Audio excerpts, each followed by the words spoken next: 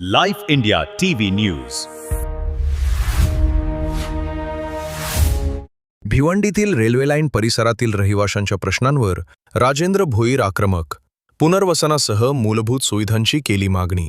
भिवंडी तालुक्यातील राहणार परिसरातील रेल्वे लाईन लगत वास्तव्यास असलेल्या नागरिकांच्या मूलभूत समस्यांकडे लक्ष वेधत राहणार गावचे तंटामुक्ती अध्यक्ष राजेंद्र भोईर यांनी प्रशासनासमोर आवाज उठवला आहे. रेल्वे लाईन परिसरात राहणाऱ्या अनेक कुटुंबांना राहणीमान सुरक्षितता तसेच मूलभूत सुविधांच्या गंभीर समस्यांना सामोरे जावे लागत असल्याचे त्यांनी सांगितले. यावेळी राजेंद्र भोईर यांनी रेल्वे प्रशासन आणि शासनाकडे मागणी करताना म्हटले की रेल्वे लाईन परिसरातील रहिवाशांच्या अन्न, वस्त्र आणि निवाऱ्याची योग्य व्यवस्था शासनानं करावी. संबंधित कुटुंबांचे पुनर्वसन करून त्यांना सुरक्षित ठिकाणी स्थलांतरित करण्यासाठी ठोस निर्णय घेण्याची गरज असल्याचे त्यांनी स्पष्ट केले. तसेच कोणतीही पर्यायी व्यवस्था न करता कारवाई झाल्यास अनेक निराधार कुटुंबांवर रस्त्यावर येण्याची वेळ येऊ शकते, अशी चिंता त्यांनी व्यक्त केली. शासनानं मानवी दृष्टिकोनातून या विषयाकडे पाहून तातडीनं उपाययोजना कराव्यात, अशी मागणीही त्यांनी केली. रेल्वे लाईन परिसरातील रहिवाशांना आवश्यक सोयीसुविधा, सुरक्षित निवास आणि मूलभूत हक्क मिळवून देण्यासाठी आपण पुढेही प्रयत्न सुरू ठेवणार असल्याचा निर्धार राजेंद्र भोईर यांनी यावेळी व्यक्त केला. Report life India news Bhiwandi. पत्रकार शशी वर्मा. गेल्या 50 ते 60 वर्षापासून रानाल रेल्वे लाईन लक्ष्मणनगर आणि हलवेपाडा या ठिकाणी झोपडपट्टी झालेली आहे आणि 50-60 वर्षापासून या ठिकाणी रहिवासी राहत आहेत. यामध्ये आदिवासी आणि बंजारा समाजाचे लोक या ठिकाणी जास्त करून राहत आहेत. आपल्या सरकारने सांगितलेलं आहे की आदिवासी आणि बंजारा भटक्या विमुक्त जातीसाठी पुनर्वसन केलं पाहिजे, त्यांना घरं दिली पाहिजेत. परंतु ती घरं न देता त्यांचं घर, त्यांचा संसार उद्ध्वस्त करण्याची आज या ठिकाणी वेळ आलेली आहे. आम्ही या ठिकाणी गेल्या 30 वर्षापासून या ठिकाणी ग्रामपंचायत सदस्य म्हणून या ठिकाणाहून जिल्हा परिषद सदस्य या ठिकाणीहून निवडून गेल्यापासून प्रत्येक वेळेस यांच्याबरोबर राहून मी संघर्ष करत असतो आणि आता या 30 वर्षाच्या कारकिर्दीमध्ये बऱ्याचशा वेळेला हा काम थांबवण्याचा आम्ही या ठिकाणी प्रयत्न केला. आमचं म्हणणं एवढंच आहे की ही लोक जी आहे ती रोजंदारीवर काम करणारी लोक आहेत. त्यांना या ठिकाणी फ्लॅटमध्ये राहणं हे परवडणारं नाही आहे. तसंच महाराष्ट्र शासन देखील सांगतंय की या ठिकाणी त्यांना गॅसची सुविधा नाही आहे.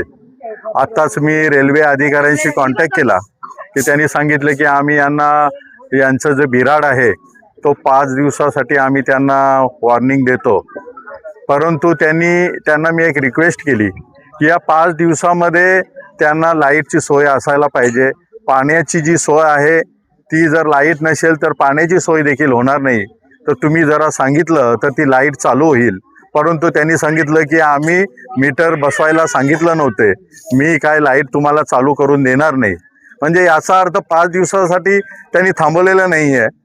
जे इथे लाईट नसणार, पाणी नसणार तर लोक कशी राहतील?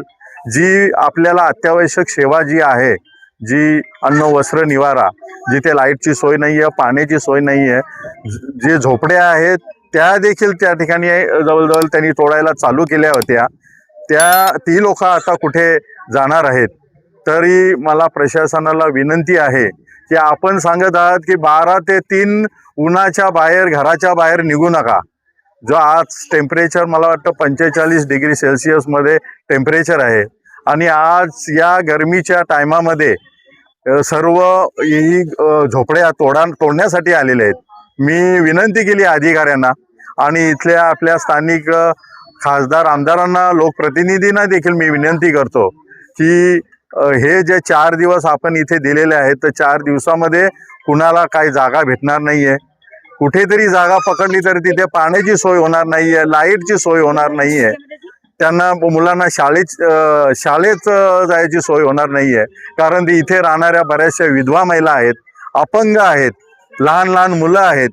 तरीसुद्धा जर आपल्या या लोकप्रतिनिधींनी त्यांनी जर राहण्याची कुठे जर सोय केली आणि येणारा आता मला वाटतं 15-20 दिवसानंतर पावसाळा देखील चालू होईल, तर त्यांना या ऊन पावसापासून वाचवण्यासाठी या प्रशासनाने, रेल्वे अधिकाऱ्याने आणि लोकप्रतिनिधींनी पहिले त्यांची राहण्याची सोय करावी, अन्यथा आम्हाला रस्त्यावर उतरून आंदोलन करावे लागेल. नाही, 1 वर्षापूर्वी रेल्वेने यांना नोटीस दिल्या होत्या आणि मला वाटतं इथे रहिवासी सर्व कल्याण इथे बोलवण्यात आलं होतं. प्रत्येकाला फॉर्म दिला. मी विचारलं हा फॉर्म कशासाठी, तर ही फॉर्मवर नोंद होईल किती कुटुंब आहेत. मग हे कुटुंब आहे तर तेवढ्या जणांना कुठेतरी जागा देण्यात येईल, पुनर्वसन करण्यात येईल. त्या हिशोबाने सर्वांचे त्या ठिकाणी फॉर्म घेण्यात आले होते आणि आम्हाला वाटलं की फॉर्म घेतलं यांना कुठेतरी जागा मिळून कुठेतरी यांना पुनर्वसन करून देण्यात येईल, परंतु असे न होता आता मागच्या 15 दिवसापूर्वी या ठिकाणी आले होते. त्यावेळेला मी बोललो की त्यावेळेला तुम्ही असं आश्वासन दिलेलं की हे फॉर्म घेऊन आम्ही यांना पुनर्वसन करणार आहोत, परंतु तसे काही झाले नाही आणि त्यांनी पण सांगितलं का असं काय होणार नाहीये, तुम्हाला सोडून जायला लागेल. आता आम्हाला असं वाटतं की या ठिकाणी बरेचसे बिल्डर लोकांचे गोडाऊन आणि रेसिडेन्शियल बिल्डिंगची कामं चालू आहेत. आता त्यांना जाण्यासाठी रस्ता नाहीये, तर हा जवळजवळ 300 झोपडपट्टी म्हणजे 300 कुटुंबांना या ठिकाणी झोपड्या तोडून या ठिकाणी RCC रस्ता बनवायचा आहे. मागच्या वेळेला आम्ही जेव्हा आलो तेव्हा त्यांनी सांगितले की सिंगल जी लाईन आहे झोपड्यांची ती राहील, आम्हाला तेवढ्या रस्त्याची गरज नाहीये. तरी या इथल्या रहिवाशांनी तयारी केली की चला आपली जी सिंगल लाईन आहे ज्या ठिकाणी 150-160 पर्यंत झोपड्या राहतील तर त्या तरी कमीत कमी वाचतील, परंतु आता त्यांनी सांगितलं की आम्ही पूर्ण तोडणार आहोत. तरी आम्ही सर्व रहिवाशांच्या वतीने मी विनंती करतो की कमीत कमी तेवढे जरी राहिले तर अर्धे लोकांचा तरी त्या ठिकाणी पुनर्वसन होऊ शकतो, कारण एकदम एवढे लोकांना कुठे कोणी जागा देणार नाहीये आणि एकदम कुणाला पुनर्वसन होणार नाहीये, कारण प्रत्येकाला खोलीचं भाडं देणं किंवा बिल्डिंग मध्ये राहणं हे परवडणारं नाहीये. रोजंदारीवर काम करणारी माणसं आहेत. आता आपल्या भारताचे पंतप्रधान मोदी साहेबांनी पण सांगितलं की गॅसची परिस्थिती काय आहे. आता या लोकांना कुठे गॅस भेटणार आहे आणि जर बिल्डिंग मध्ये राहायला गेले तर हे लाकडाने चुलीवर जेवण बनवू शकतात का. तर हे सर्व गोष्टीचं जे अत्यावश्यक सेवा आहे त्या गोष्टीचा विचार करून शासनाने या गरीब आणि आदिवासी बंजारा समाजाच्या वस्तीला या ठिकाणी दखल घेऊन त्यांना पुनर्वसनासाठी लवकरात लवकर यावर ठोस पाऊल उचलावं. तर जसं तुम्ही सांगितलं की भादोडमध्ये पंतप्रधान आवास योजनेचं जे प्रकल्प चालू आहे तसंच राणालमध्ये पण देखील चालू झालेलं आहे असं मला समजलं. राणाल गावाच्या हद्दीमध्ये चरणीपाडा या ठिकाणी जे प्रधानमंत्री आवास योजनेचं मोठं 7 एकरच्या जागेमध्ये प्रोजेक्ट चालू झालेला आहे आणि त्या ठिकाणी जर शासनाने यांना कमी दरात कमी भावात त्या ठिकाणी पंतप्रधान आवास योजनेच्या माध्यमातून राहण्याची जर सुविधा केली तर हे लोक नक्कीच त्या ठिकाणी जे काय त्यांना जे भरणा येईल त्यांना जे काय देणं आहे ते देऊन ते लोक राहू शकतात. तर त्याच्यासाठी या स्थानिक प्रशासनाने आणि लोकप्रतिनिधींनी याच्यात पुढाकार घ्यावा आणि त्याच्यामध्ये आमची राणाल ग्रामपंचायत आम्ही लोक यामध्ये त्यांच्या पाठीशी राहून त्यांना सुविधा देता येतील यासाठी आम्ही देखील प्रयत्न करू. की आता उन्हाच्या बाहेर नाही निघायचा, तुम्ही घरामध्ये बसा. आज गोरगरीब लोक छोटी छोटी पोरं घेऊन बाहेर एवढी त्यांच्यावर अशी परिस्थिती आले.